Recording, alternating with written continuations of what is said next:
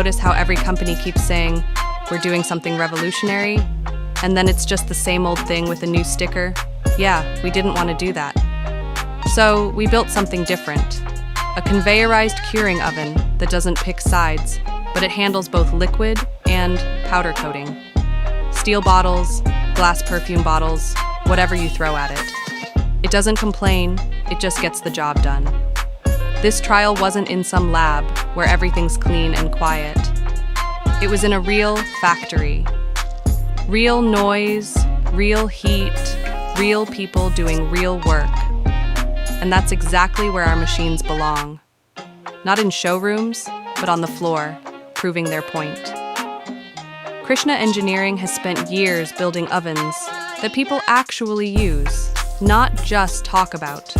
Machines that last, that adapt, that quietly take the workload and make it look easy. This new conveyorized curing oven is just another step in that same story, one that's still being written in workshops like this, every single day.